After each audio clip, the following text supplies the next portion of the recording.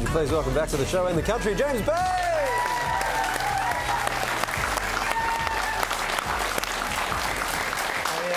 I needed to say your name then because no one can recognise you anymore. I mean, what's happened to the hair and the hat? I think, like said in the video, you know, when you wear a hat so well. Yes.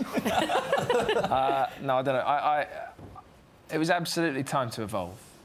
Time to do something else. That, you know, the signature look that I kind of brought with my first record and my sound was entirely intentional. Right. I actually, before I even met my record label or anything like that, years before, I was wearing a hat and I was playing shows with a hat and long hair every time I played. And yeah, it was intentional. And so to change it and to move on, obviously just as intentional. I think just because, to be completely honest, the new music that I made for this second record, as soon as I started making it, I sat back and I listened to it and I loved it and I was proud of it. And it wasn't for that. It's not hat music. It wasn't for that guy.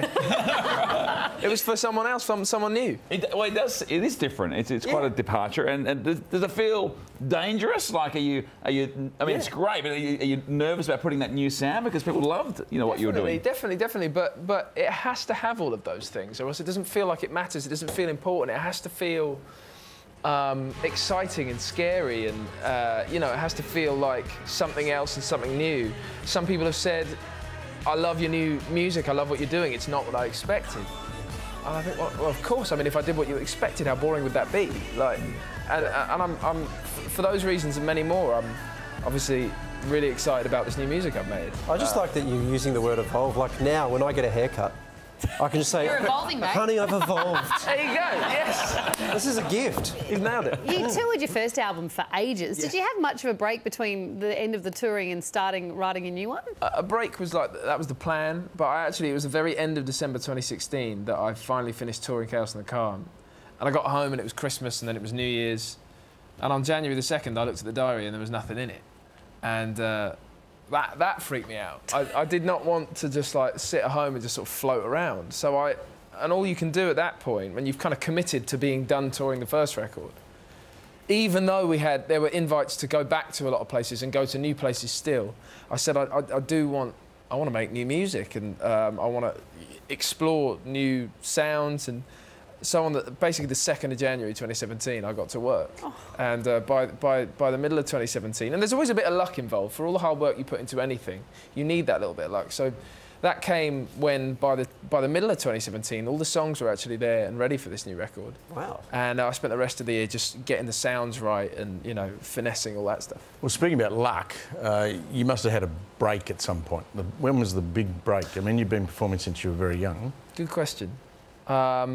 That sort of light bulb moment where someone goes, right. I think there's different versions of that as you go, and there are different ones that you need to kind of achieve as you go to sort of climb to the heights you want to climb to.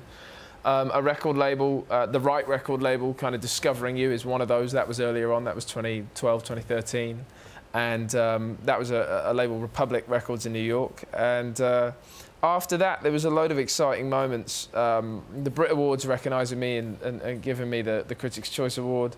All of these things lead to being able to tour myself in my own capacity, and then someone like Taylor Swift invited me on tour is a very exciting moment. Oh, this is just showing off now. I mean, it's just so much of it. Coachella 2016, that must have been epic. Was that good? It was phenomenal, but I can't get my mind off the fact. And it's so exciting to be here, but I was in the sky on a plane the whole time that Beyonce was. Are you saying you'd rather be watching Beyonce than being on the project tonight? Is that what you're saying, James Bay?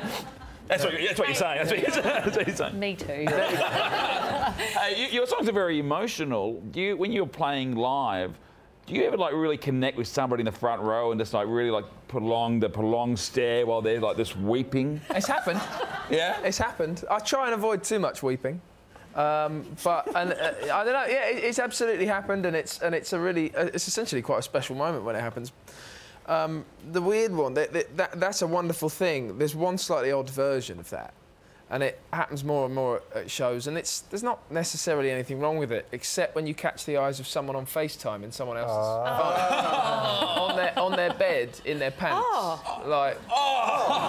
watching the show. That was once, James. I did it once, and But It's so weird when you look out now and it's just phones everywhere. Well, so it's not. different. I suppose it's not actually that bad, but you certainly notice when one or two people have got someone like at home, like going like, "Here's my mate," and you're kind of going, "All right, great. I'm trying to emote here." Well, your album, Electric Light, is out on May 18, and you'll be back sooner to perform Splendour in the Grass. If you want to take your friend along via FaceTime, go check out all the details on our links page. Would you please thank James Bay?